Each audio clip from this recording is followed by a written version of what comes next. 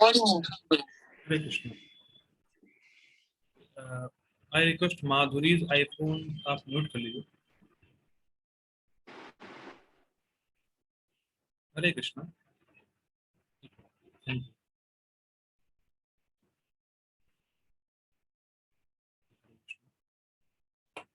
ठीक है। हाँ ठीक है। सांख्य दर्शन का वास्तविक छात्र जगत के मूल अर्थात विष्णु को ढूंढता है, फिर पूर्ण ज्ञान समेत अपने को भगवान की सेवा में लगा देता है। देखिए बड़ा इंटरेस्टिंग है। नेक्टर ऑफ इंस्ट्रक्शन, पता नहीं कितने लोगों ने पढ़ी है नेक्टर ऑफ इंस्ट्रक्शन? से नहीं पढ़ी शायद। ठीक है, वो भी शुरू करेंगे गीता खत्म हो जाए। ठीक है, नेक्टर ऑफ इंस्ट्रक्शन में उत्साह धैर्यात निश्चयात तीन चीज बताई गई है। भक्ति में अगर उत्साह है और निश्चय है और धैर्य है तो भक्ति ठीक से भक्ति कर सकता है, बना रहता है भक्ति में। उसमें उत्साह का प्रभुपाद जी बहुत मतलब शानदार पपट लिखते हैं। तो उत्साह का मतलब बताते हैं। उत्साह को, उत्साह क्या है बहुत सुंदर बताते हैं प्रभुपाद जी। उत्साह मतलब अपनी बुद्धि का प्रयोग करके कृष्ण की सेवा करना। प्रभुपाद जी लिखते हैं एंडेवरिंग विद इंटेलिजेंस। उत्साह मतलब अपनी बुद्धि का प्रयोग करके कृष्ण की सेवा करना। लेकिन उस बुद्धि में क्या चीज होती है, वो कैसी बुद्धि होती है भी समझना इंटरेस्टिंग है। बुद्धि से व्यक्ति ये समझता है अहम सर्वस्व प्रभवो मत्ता सर्वम प्रवर्तते इति मत्वा भजन्ते माम बूढ़ा भाव संयुता। अहम सर्वस्व प्रभवो, वो बुद्धि से ये समझता है कृष्ण ही सभी चीज के सोर्स हैं और वो ही सबका पालन कर रहे हैं। तो BMW, body minds and words, इससे मुझे इससे मुझे बस कृष्ण की सेवा करनी है। कुछ भी छोड़ेगा नहीं वो। अपना शरीर, अपना मन, अपनी वाणी, जो भी उसके पास वस्तु है, वो जानता है अहम सर्वस्व प्रभु, ये सब कृष्ण के द्वारा दिया गया है। जो भी उसको कृष्ण के द्वारा मिला है उस सबको कृष्ण की सेवा में लगा देता है।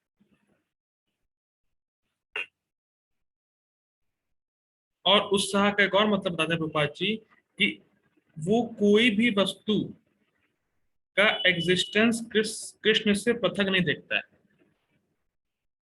वो वो सोचता है, वो कहता है कि ऐसी कोई वस्तु नहीं है जो कृष्ण से अलग है, और कोई ऐसी वस्तु हो नहीं सकती जिसको मैं भगवान की सेवा में ना लगा सकूं। दो बातें हैं, मैंने फिर से रिपीट करूंगा। ये चेतना उसकी बुद्धि रहती है कितनी मतलब उच्च लेवल है। ऐसी कोई वस्तु नहीं है जो कृष्ण से अलग है, और ऐसी कोई वस्तु नहीं है जिसको मैं कृष्ण की सेवा में लगा नहीं सकता। और अगर ऐसी चेतना हो जाएगी तो माया माया, अरे प्रभु जी ये माया है, प्रभु जी वो माया है, ये सब खत्म हो जाएगा। ओके, मैं पूछ ही लेता हूँ, माया क्या है? मैंने क्या बताया था? किसी को आया था माया क्या है?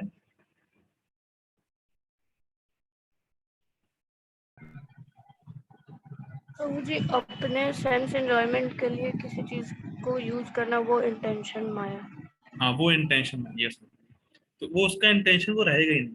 कोई जान रहा है, उसकी बुद्धि से कंफर्म है कि बस कृष्ण ही सभी चीज को सोर्स है और कृष्ण से अलग कोई वस्तु नहीं है और सारी वस्तुओं को मैं कृष्ण की सेवा में लगा सकता हूँ।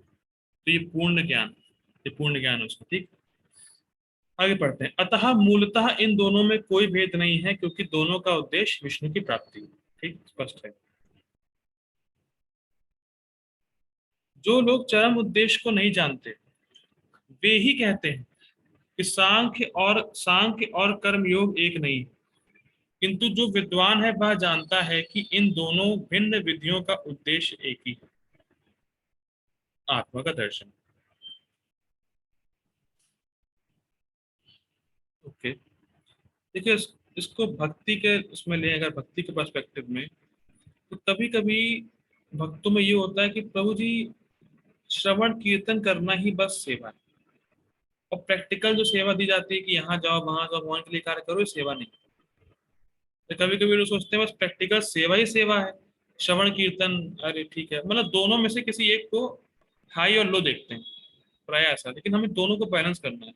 इसीलिए प्रभुपाद जी बड़ा अच्छी जगह कहते हैं, एक जगह, चैंट हरे कृष्णा, स्प्रेड हरे कृष्णा। आपने वो देखिए सैंडविच, तो सैंडविच का एक ये पार्ट है चैंट हरे कृष्णा, और नीचे वाला स्प्रेड हरे कृष्णा। तो हम जो भी करें इन दोनों को लेके करें। रिपीट कर रहा हूँ, जो भी आप कर रहे हैं उससे ये देखें कि आपको नाम जप करना अच्छा लग रहा है कि नहीं, चैंटिंग हरे कृष्णा, और आप स्प्रेड कर पा रहे नहीं कर पा रहे हरे कृष्णा। तो चैंट हरे कृष्णा, स्प्रेड हरे कृष्णा, और इन्हीं दोनों को लेके जो भी काम कर रहे हैं उसको बस, मतलब इन्हीं दोनों के उसमें लेके चले अपने जो भी काम कर रहे हैं। ये दोनों है सैंडविच, चैंट हरे कृष्णा, स्प्रेड हरे कृष्णा, और बीच में आपका जो काम करते हैं, जो वर्क करते हैं। और गोपाल जी बोले भी, अगर कृष्ण कॉन्शियस भक्तों को डिफाइन करना हो तो दो दो उसमें, चैंट हरे कृष्णा, स्प्रेड हरे कृष्णा। वो नाम जप करते हैं और नाम जप का प्रचार करते हैं। ठीक है, तो ये तो कहने का मतलब, भक्ति में कहने का अंदर सेंस ये है कि इन दोनों को अलग नहीं समझना है। अगर आप प्रैक्टिकल सेवा भी कर रहे हैं तो वो भी कृष्ण के लिए, और अगर श्रवण कीर्तन कर रहे हैं वो भी कृष्ण के लिए, तो मतलब ऐसा बताया जा रहा है। ठीक है, हम लोगों ने 5.4 में क्या देखा, सांख्य योग और यानी ज्ञान योग और कर्म योग एक ही है, क्योंकि उनका उद्देश्य, उनका गोल है वो एक है। ठीक, जैसे ए पॉइंट और बी पॉइंट वाला मैंने बताया, दो रोड हैं, वो दोनों एक ही जगह पे ले जा रही हैं, इसीलिए वो दोनों रोड एक ही है। ठीक, लेकिन फिर भी कर्मयोग श्रेष्ठ होगी, कर्मयोग को करना इजी। ठीक है, अब एक श्लोक और ले लेंगे, छोटा श्लोक है 5.5। यस्सांख्ये प्राप्यते स्थानम् तद्योगैरपि गम्यते, एकं सांख्यं च योगं च यः पश्यति स पश्यति। यस्सांख्ये प्राप्यते स्थानं तद्योगैरपि गम्यते, एकं सांख्यं च योगं च यः पश्यति स पश्यति। कोई गाना चाहेगा इस श्लोक को? मैं चाहता हूँ आप लोग भी गाया करें इस श्लोक को। कोई गाना चाहेगा, ट्राई करना चाहेगा कम से कम गाने को, इस श्लोक? हरे कृष्ण।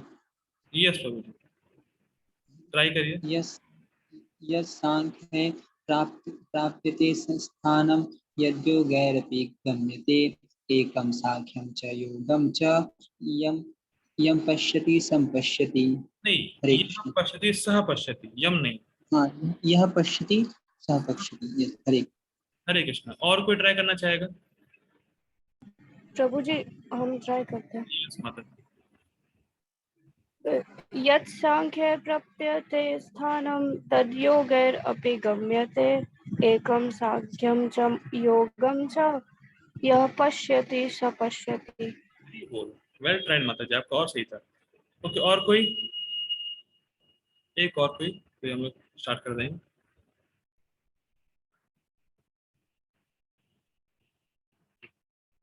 हरे कृष्णा प्रभु जी, मैं ट्राई करूं? यस माता जी, यू कैन।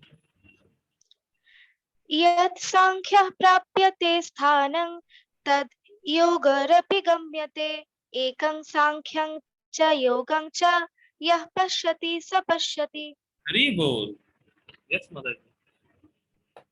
ओके, ठीक है। यत् सांख्य प्राप्यते स्थानम, जो सांख्य से प्राप्त होता है स्थान, तद्यो गैर अपि गम्यते, वही योग से भी प्राप्त होता है। या ऐसा कह सकते हैं, जो सांख्य से स्थान प्राप्त होगा वही एक कर्म योगी को स्थान प्राप्त होगा। एकम सांख्यम च योगम च, जो सांख्य को और योग को एक देखता है, यह पश्यति स पश्यति, वो बहुत सुंदर है, यह पश्यति स पश्यति, जो सांख्य और योग को एक देखता है वही देखता है। बड़ा सुंदर भगवान का बोलने की शैली है। एकम सांख्यम च योगम च, जो सांख्य को और योग को एक देखता है वही देखता है। देखने का मतलब आप समझना है। एक जो ज्ञान को और ज्ञान योग को और कर्म योग को एक जान समझता है, वही वास्तव में समझता है। ठीक, आगे पढ़ते हैं रूपा जी का अनुवाद। जो यह जानता है कि विश्लेषणात्मक अध्ययन सांख्य द्वारा प्राप्त स्थान ओ भक्ति द्वारा भी प्राप्त किया जा सकता है, और इस तरह जो सांख्य योग तथा भक्ति योग को एक समान देखता है, वही वस्तुओं को यथारूप में देखता है। अब एक गलती सबसे हो सकती है, ये गलती मत करिएगा कि स्वरूप सिद्धा भक्ति को सांख्य योग के बराबर मत सोच लीजिएगा, क्योंकि प्रभुपाद जी भक्ति योग कह रहे हैं और सांख्य योग कह रहे हैं। तो भक्ति जो स्वरूप सिद्धा भक्ति है और जो सांख्य योग है वो कभी एक है नहीं। गलती मत ले लीजिएगा, गलत मत ले लीजिएगा। अब मुझे नहीं पता आपको स्वरूप सिद्धा भक्ति किसको पता है, यहाँ पे किसी को पता स्वरूप क्या होती है? स्वरूप सिद्धा भक्ति किसी को पता है कि मैं एक्सप्लेन करूँ? मुझे हम ट्राई कर सकते हैं। ट्राई मत कीजिए, पता है तो बताइए। पता नहीं, लेकिन हो सकता है बता दिया, हो सकता है सही निकल जाए। नहीं, वो सब नहीं करना है। स्वरूप सिद्धा भक्ति मतलब जो नौविधा भक्ति है। जैसे फॉर एग्जाम्पल, मैं स्वरूप से ही पुरुष हूँ। ये मत कहिएगा आप प्रभु जी आप तो आत्मा है, झूठ बोलते हैं। अरे समझाने के लिए एग्जाम्पल, मैं स्वरूप से पुरुष हूँ, तो क्या मुझे पुरुष बनने का कोई ट्राई करना है अलग से? क्यों प्रभु जी, ट्राई करना है मुझे कि मैं हूँ? नहीं प्रभु नहीं। ठीक है, हूँ। तो स्वरूप सिद्धा भक्ति मतलब जो नौविधा भक्ति है, श्रवण कीर्तन वगैरह जो 9 प्रोसेस हैं, वो डायरेक्टली भक्ति ही हैं। जैसे मैं स्वरूप से पुरुष ही हूं तो पुरुष हूं तो पुरुष ही हूं, मुझे कुछ ट्राई नहीं करना। तो जैसे ही हम नाम जप श्रवण इत्यादि जो अभी हम लोग कर रहे हैं, भगवत डिस्कशन कर रहे हैं गीता का, स्वरूप सिद्धा भक्ति में आता है। ये डायरेक्ट भक्ति है, ये भगवान को समर्पित है ही, कुछ समर्पित करना वरना कुछ नहीं है, वो भक्ति ही है। नौविधा भक्ति मतलब स्वरूप सिद्धा भक्ति मतलब वो भक्ति ही है। आप नाम जप कर रहे हैं और आप नौकरी करके रुपए दे रहे हैं डोनेशन, तो वो दोनों में अंतर है। आप फल दे रहे हैं भगवान को, और यहाँ पे आप भगवान के लिए ही कर रहे हैं। स्वरूप सिद्धा मतलब भगवान के लिए डायरेक्ट करना। नाम जप मतलब भगवान को डायरेक्टली आप दे रहे हैं, समर्पित कर रहे हैं अपनी एक्टिविटी को। ठीक है, बाकी तो और हम जब पढ़ेंगे नेटवर्क डिवोशन तो चर्चा करेंगे। तो यहाँ पे स्वरूप सिद्धा भक्ति की बात नहीं हो रही है। प्रभुपाद जी यहाँ भक्ति योग लिखे हैं, तो जो हम लोग भक्ति करते हैं स्वरूप सिद्धा भक्ति, उसकी बात नहीं हो रही है। गलत मत ले लीजिएगा इसको। जो स्वरूप सिद्धा भक्ति है वो सांख्य योग के बराबर है। यहाँ पे जो भक्ति योग की प्रभुपाद जी बात कर रहे हैं, वो कहना चाह रहे हैं प्रभुपाद जी, कर्म योग भक्ति योग की इनिशियल स्टेज है। फिर रिपीट कर रहा हूँ, सुनिए ध्यान कान खोल के। कर्म योग भक्ति योग की इनिशियल स्टेज है। ठीक, व्यक्ति कर्म कुछ कुछ भगवान को देना शुरू कर दिया है, कर्म फल को तो मतलब भगवान को दे रहा है कुछ कुछ, भगवान से ठीक है कुछ प्रीति थोड़ी सी, लेकिन इनिशियल स्टेज में इतना मतलब शुद्ध भक्ति इनिशियल स्टेज पर है, कम से कम फल दे रहा है भगवान। ठीक, तो प्रभुपाद जी भक्ति योग की इनिशियल स्टेज को कर्म योग बोलते हैं, और कर्म योग को ही भक्ति योग लिख रहे हैं। ठीक, क्योंकि भक्ति योग प्रैक्टिकल है। तो ये मत सोचिएगा कि जो हरिनाम से जो सुख प्राप्त होगा, जो आनंद प्राप्त होगा, वो सांख्य योग से प्राप्त होगा। ये अपराध है नाम के प्रति। तो हरिनाम से जो सुख और भगवत आनंद मिलेगा वो सांख्य योग से कभी प्राप्त नहीं हो सकता। लेकिन प्रभुपाद जी कहना चाह रहे हैं कि जब व्यक्ति भक्ति करना स्टार्ट करता है, इनिशियल स्टेज पे होता है, कर्मयोग भी कर रहा है, तो उसको आत्मा का दर्शन भी प्राप्त होता है। भी आत्मा का दर्शन भी प्राप्त होता है, और साथ साथ भगवान से उससे प्रीति भी होती है, भगवान का दर्शन प्राप्त होता है, भगवान का साक्षात्कार होता है। लिंक कर पा रहे हैं, सांख्य योग करने से भगवत प्राप्ति नहीं होगी, लेकिन भक्ति योग करने से आत्मा का दर्शन भी प्राप्त होगा, भगवान का दर्शन भी प्राप्त होगा, अपना स्वरूप भी ज्ञात हो जाएगा, संबंध भी ज्ञात हो जाएगा, भगवान के पास चले जाएंगे। तो भक्ति योग यहाँ पे भोपाल जी लिख रहे हैं वो कर्म ही योग है। भक्ति योग की इनिशियल स्टेज कर्म, वो कर्म फल को भगवान को देना शुरू किया है, वो भी भगवान भोपाल जी उसको उसको भी भक्ति ही कहते हैं। यहाँ पे स्वरूप सिद्धा भक्ति की बात नहीं हो रही है। आप ये नहीं कह सकते कि जो हरिनाम कर रहा है, जो सांख्य योग कर रहा है वो एक ही है, ये अपराध हो जाएगा भक्ति के प्रति। ठीक, क्योंकि सांख्य योग से व्यक्ति भगवान के धाम नहीं भगवान के धाम नहीं पहुंच पाएगा। ठीक, क्योंकि देखिए लिंग समझिए, मैं फिर क्लियर कर देता हूँ गीता से। जन्म कर्म च मे दिव्यम एवं यो वेति तत्वतः त्यक्त्वा देहम पुनर्जन्म नैति मामेति सो अर्जुन। जो मेरे जन्म और कर्म को तत्वतः समझेगा। माता जी आप कृपया म्यूट कर, हाँ ठीक है, हरे कृष्ण, म्यूट कर लीजिए, अब म्यूट कर दीजिए।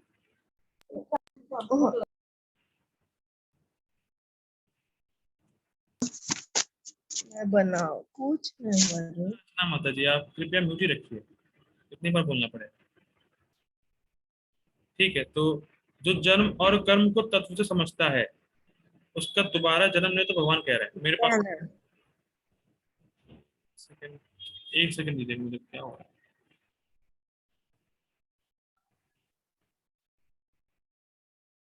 है। जो भगवान के जन्म और कर्म की दिव्यता को तत्व से समझ जाएगा भगवान के पास जाएगा। ठीक, भगवान बोलते हैं समझे कैसे, भक्त्या माम अभिजानाति। जो मेरा भक्त है वो ही समझ सकता है मुझे तत्वतः। जब तक व्यक्ति भक्ति नहीं करेगा भगवान के पास नहीं जाएगा। ठीक, तो यहाँ पे सूक्ष्म भक्ति की बात नहीं हो रही, क्लियर हो गया। ठीक है, आगे पढ़ते हैं। गीता भूषण टीका।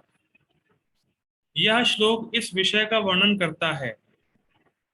आत्मावलोकन की स्थिति को ज्ञान योगी, सांख्य योगी और निष्काम कर्म योगी योगी दोनों ही प्राप्त करते हैं।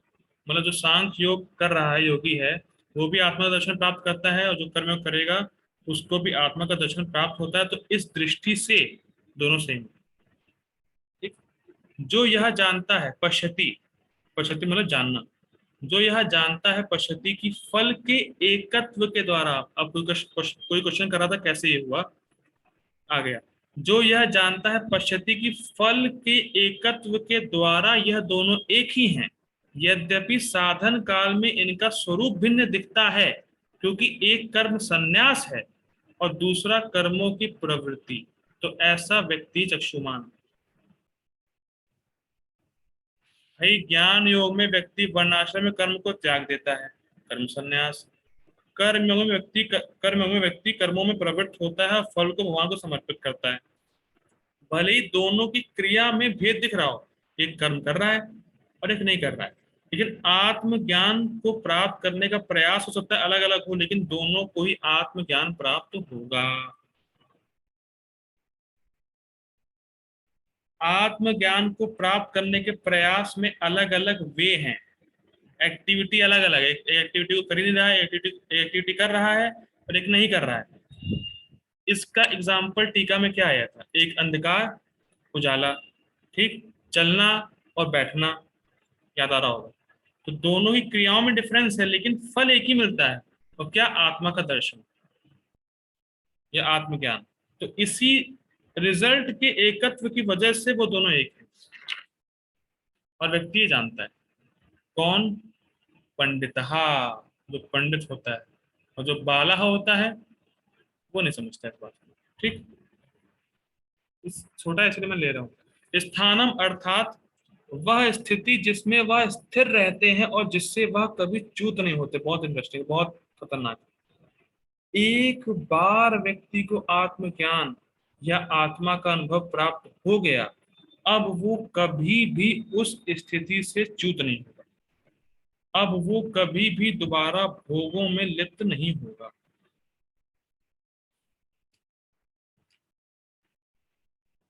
जिस स्थान को प्राप्त करता है व्यक्ति ज्ञान योग में परफेक्शन प्राप्त करने से, उसको कर्म योग भी प्राप्त करता है अगर वो कर्म योग में परफेक्ट हो गए। असल में ज्ञान योगी परफेक्ट होके उसी स्थान को प्राप्त करेगा जो कर्म योगी कर्मयोग करके परफेक्ट होके उसको प्राप्त, मतलब उस स्थान को प्राप्त करेगा। दोनों के स्थान में कोई डिफरेंस नहीं है। भाई जैसे मैं कहूँ कि मैं लखनऊ से वृंदावन जा रहा हूँ और कोई कहे मैं दिल्ली से वृंदावन आ रहा हूँ, हो सकता है रास्ते में दिखने वाले जो चीजें हैं वो अलग अलग हों। लखनऊ से वृंदावन में कुछ और चीज दिखे, दिल्ली से वृंदावन में कुछ और चीज दिखे, लेकिन दोनों मिलेंगे कहाँ? वृंदावन। ठीक है, एक ही स्थान में। मान लीजिए इस्कॉन टेम्पल ले लेते हैं, दोनों इस्कॉन टेम्पल में, तो हम लोग क्या कहेंगे? हाँ, ये दोनों एक ही हैं। एक ही मतलब एक ही स्थान में। समझ में आ गई? तो स्थान, एक ही स्थान को प्राप्त करेंगे और वो स्थान है आत्मरति, आत्मा का जो आनंद है। ठीक, यहाँ हाँ ये इंटरेस्टिंग है, यहाँ सांख्य और योग शब्दों का प्रयोग उन व्यक्तियों के लिए हुआ है जिनके पास इन योग के गुण हैं, ना कि इन शब्दों के सामान्य अर्थ के रूप में। शब्द क्या प्रयोग हुआ है? सांख्य और योग। ठीक, तो पहले हम लोग देखते हैं श्लोक, तो समझ में आएगा क्या बोला जा रहा है। ये श्लोक देखिए, यत् सांख्य प्राप्यते स्थानम, सांख्य उस स्थान को प्राप्त करता है, तदो गैर अपि गम्यते, योग भी उस स्थान को प्राप्त करता है। तो क्या सांख्य प्राप्त करता है? क्या क्या योग प्राप्त करता है उस स्थान को? ये बात समझ में आ रही है? इसमें लिखा है यत् सांख्य प्राप्यते स्थानम, सांख्य इस स्थान को प्राप्त करता है, तद योग, योग योग भी उसी स्थान को प्राप्त होता है, उस स्थान पे गम्यते जाता है। ठीक, प्राप्त होता है। तो क्या सांख्य और योग प्राप्त करते हैं कि सांख्य योगी और ज्ञान योगी प्राप्त करते हैं?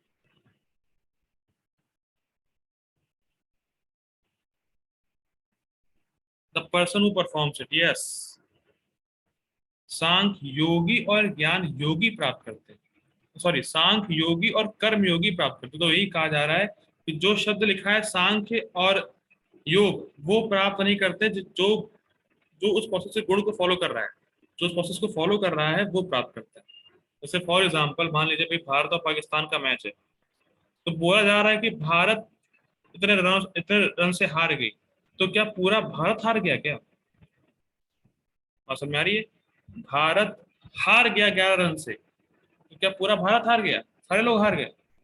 11 लोग जो खेलने गए थे वो हार गए, ऐसे समझ लीजिए इसको। ठीक है, कोई प्रश्न था लेकिन मैं पूरा खत्म कर लूंगा, फिर ही समय मिलेगा तब करेंगे। तात्पर्य, दार्शनिक शोध सांख्य का वास्तविक उद्देश्य जीवन के चरम लक्ष्य की खोज है। ठीक, मतलब भगवान विष्णु को खोजना। अब जो लाइन आने वाली बड़ी खतरनाक है, क्योंकि जीवन का चरम लक्ष्य आत्म साक्षात्कार। चरम लक्ष्य समझते हैं? चरम लक्ष्य, टॉप मोस्ट गोल, अल्टीमेट गोल। इसको देखिए समझिए ऐसे, बहुत अच्छा विचार है ये, है कि हम इस जगत में बहुत सारी क्रिया कर सकते हैं और करते ही हैं, लेकिन जो चरम लक्ष्य है, जो करना चाहिए वास्तव में आत्म साक्षात्कार, उसको नहीं करते।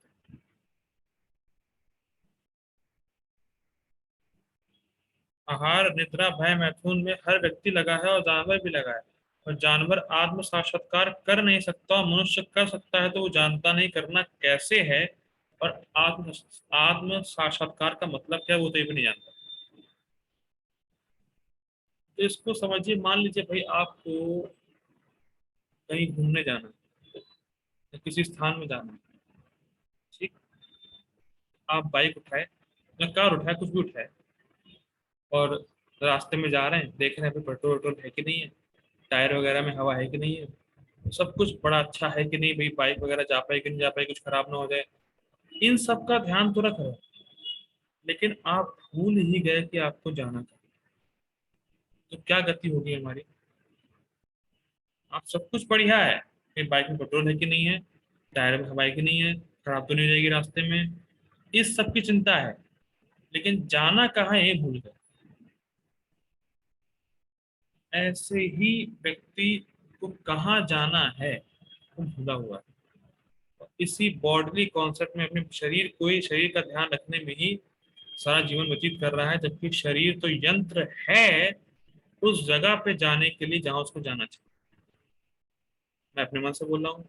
नो। गीता, ईश्वर सर्वभूतानां हृद्देशे अर्जुन तिष्ठति भ्रामयन् सर्वभूतानि यंत्रा रूढ़ानि माया। ये यंत्र है शरीर, body is like a machine, उसकी केयर कर रहे हैं, लेकिन हम जान नहीं रहे कि उस वो बॉडी का उपयोग हमें किस स्थान पे पहुंचने के लिए करना है। चरम लक्ष्य आत्म साक्षात्कार है, अपनी स्थिति को जानना कि मैं हूं कौन। आप देख कितना अजीब है ना, हम सबको पता ही नहीं है कि हम है कौन, फिर भी अजीब नहीं लगता। हाँ ठीक है, बहुत कुछ जान लेंगे लेकिन ये नहीं जानेंगे हम कौन। कितने आश्चर्य की बात है। सब कुछ जान रहे हैं लेकिन ये नहीं जान रहे कि हम है कौन, और हमें कुछ अजीब भी नहीं लगता, कुछ अधूरा भी नहीं लगता कि हमें जाने कि भाई हम कौन। बहुत ही इंटरेस्टिंग बात है। ठीक है, आगे पढ़ते हैं। अतः इन दोनों विधियों से प्राप्त होने वाले परिणामों में कोई अंतर नहीं, स्पष्ट है। सांख्य दार्शनिक शोध के द्वारा इस निष्कर्ष पर पहुंचा जाता है कि जीव भौतिक जगत का नहीं अपितु पूर्ण परमात्मा का अंश है। ठीक, ये मैंने कल बताया था, वो रशिया वाला एग्जांपल दिया था। ठीक, फलतः जीवात्मा का भौतिक जगत से कोई सरोकार नहीं होता, उसके सारे कार्य परमेश्वर से संबंध में होने चाहिए। बहुत अमेजिंग।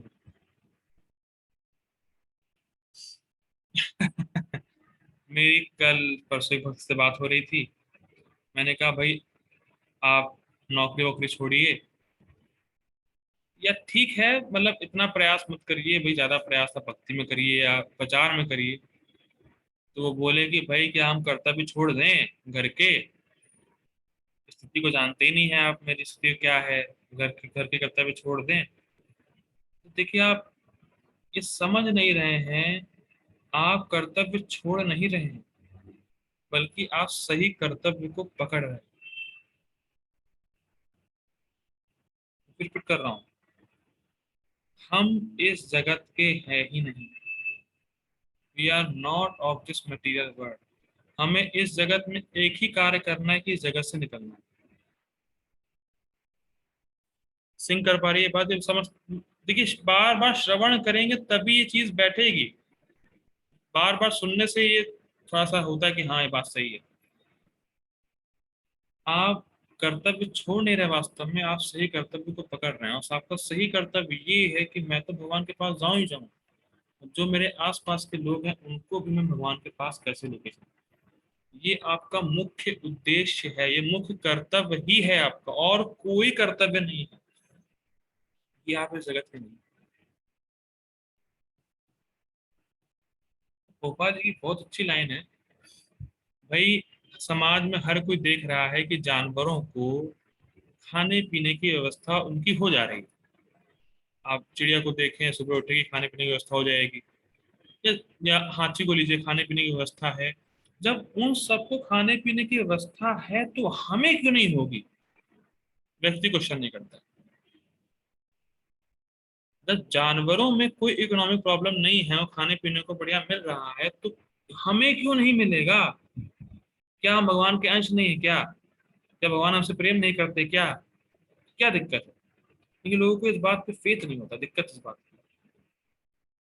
भाई जैसे मैं एग्जांपल देता हूँ भाई, वैसे मान लीजिए आपके पापा ने आपको पढ़ने के लिए कहीं बाहर भेजा, ठीक, और वो कहे कि भाई देखो तुम्हें बस पढ़ना है वहां जाके, बाकी सारा पैसा वैसा जो तुम्हें चाहिए सब हम दे देंगे, बस तुम्हें फोकस पढ़ाई पे करनी है। ठीक, और उससे खाने पीने की व्यवस्था है। लेकिन अगर वो पढ़ाई छोड़ के कुछ और कार्य करे, मतलब कुछ और मतलब इधर उधर के कार्य करे जो सही नहीं है, तो उसके पिता पे क्या गुजरेगी कौन बताएगा?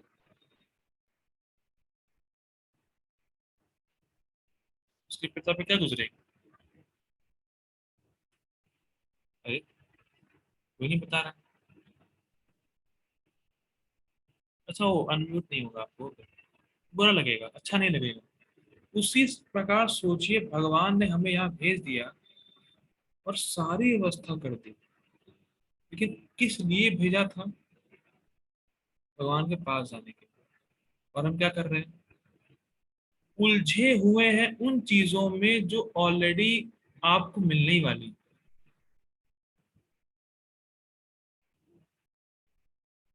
आपका आहार, निद्रा, भय, मैथुन, चार चीजें तो ऑलरेडी फिक्स हैं, वो आपको मिल ही जाएगा।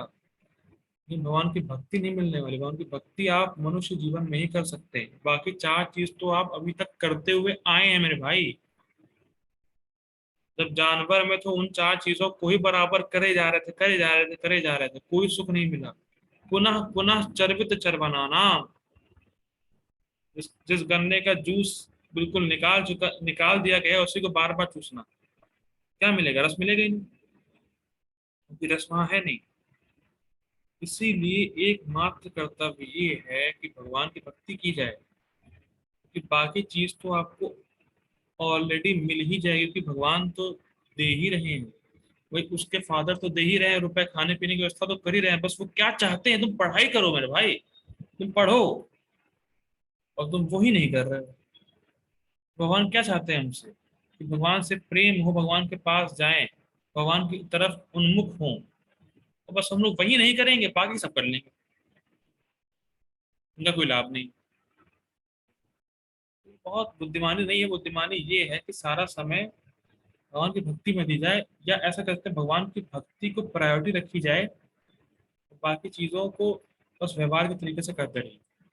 लेकिन मुख्य उद्देश्य होना चाहिए कि मैं इस जगत में दोबारा ना आऊं, क्योंकि भगवान को अच्छा नहीं लगेगा कि भगवान ने मुझे दिया है मानव शरीर, और ये अपेक्षा रखी है कि भाई अब तो मेरे पास आ जाओ, अब तो, अब तो विचार करिएगा, अब तो। और एक और बात, भगवान हमसे विमुख नहीं हुआ, हम भगवान से विमुख। भगवान तो खड़े ही हैं, पर हम उनको देखना नहीं चाहते, हम उनसे बात नहीं करना चाहते, हम उनसे प्रेम में संबंध नहीं बनाना चाहते, जबकि हमारा उन्हीं से बस एकमात्र प्रेम में संबंध है और शाश्वत संबंध है। वो तो इंतजार कर रहे हैं कब ये जीव मेरी तरफ देखेगा, और जैसे देखा मैं सब कुछ करने को तैयार हूँ, इसको मैं अपने पास लेके आ जाऊंगा। We are so unfortunate. ठीक है, मैं इस पर और नहीं बोलूंगा। ठीक है, आगे बढ़ते हैं।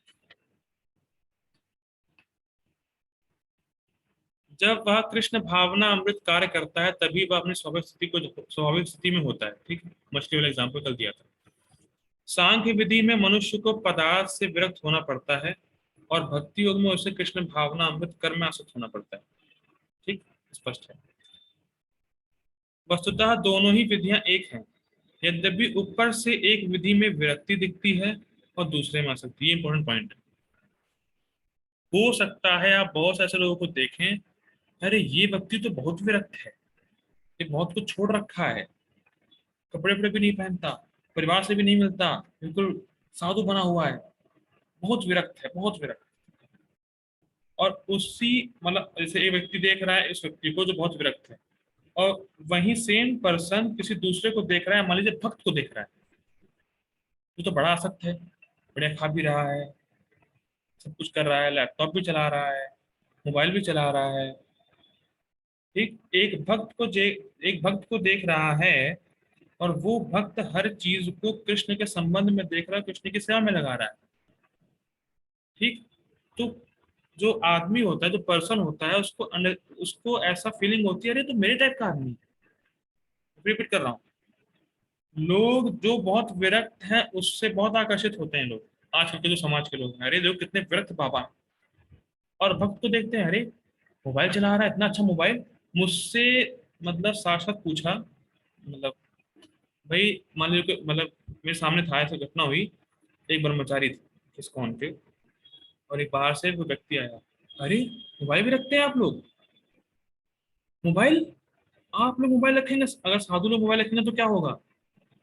ऐसे ऐसे, मतलब बिल्कुल शौक कि साधु होके मोबाइल रख रहा है। कैच कर पा रहे हैं? लोगों को लगता है कि साधु मतलब पूरा विरक्त, और लोग उसी को साधु मानते हैं।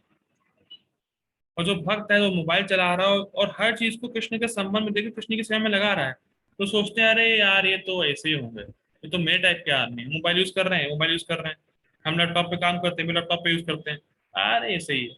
लेकिन ध्यान देना होगा, भक्त ज्यादा एडवांस्ड है उस तथा कथित ज्ञानी से जो सब कुछ व्यक्त कर रखा है, सब कुछ छोड़ रखा है। हाँ वो तो ऑनलाइन प्रचार होगा। देखिए बड़ा अच्छा माता जी ने बात बोली है। देखिए लोग क्यों बिगड़ रहे हैं आजकल, आजकल ये लोग क्यों बिगड़ रहे हैं? इंटरनेट पे सब कुछ, मतलब क्या बोला जाए, बेकार बेकार चीजों को वायरल किया जा रहा है, लोगों तक पहुंचाया जा रहा है। तो ऐसे ही साधु भी जो पवित्र करने वाली वस्तु उसको पहुंचाएंगे तो लोग पवित्र होंगे। भाई देखिए, प्रचार तो हो ही रहा है। गलत वस्तु का प्रचार करेंगे तो लोग गलत चीजों पे ध्यान जाएगा उनका, सही चीज का प्रचार करेंगे तो जो आदमी होगा, जीव होगा, पवित्र होगा। तो प्रचार तो हो ही रहा है, और जो गलत लोग हैं वो प्रचार के माध्यम से लोग गलत बनाते हैं। बात पकड़ में आ रही बात? लोग गलत न्यूज को स्प्रेड करके ही लोगों के दिमाग को चेंज करते हैं, और हम लोग सही चीज स्प्रेड करके ही लोगों को सही ट्रैक पर ला सकते हैं। प्रचार तो हो ही रहा है, ठीक, या तो माया का प्रचार होगा तो कृष्ण का प्रचार होगा। ठीक, तो मैं मेरा कहने का इन द सेंस ये है कि जो आसक्त भी है, जो भक्त है, जो चीजों में आसक्त नहीं है, चीजों से भगवान की सेवा करेगा उसमें आसक्त है। तो वो चीजों को रखता है और दिखता है कि अरे ये तो बड़ा आसक्त है चीजों में, लेकिन वो बहुत एडवांस्ड है ऐसे ज्ञानी से जो सबको छोड़े बैठा है। ये बात कही जा रही है कि एक प्रोसेस में विरक्ति है, एक में आसक्ति, इन द सेंस भगवान की सेवा से आसक्ति। ठीक, जो पदार्थ से विरक्त, आगे बढ़ते हैं, जो पदार्थ से विरक्ति और कृष्ण में आसक्ति को एक ही तरह देखता है, कितनी सुंदर बात है, वही वस्तु को यथारूप में देखता है। जो कृष्ण में आसक्त हो गया उसकी पदार्थ से विरक्ति होना मस्ट है, होगा ही होगा वो तो। जो व्यक्ति भगवान की सेवा में लगा है वो ऑटोमेटिक माया की सेवा से छूट जाएगा, छोड़ना नहीं पड़ेगा। ठीक है, तो हम लोग रुकते हैं, हमारा समय भी खत्म हो रहा है, मीटिंग अपने आप ही एंड हो जाएगी। जगत गुरु श्रील प्रभुपाद की जय। हरे कृष्णा।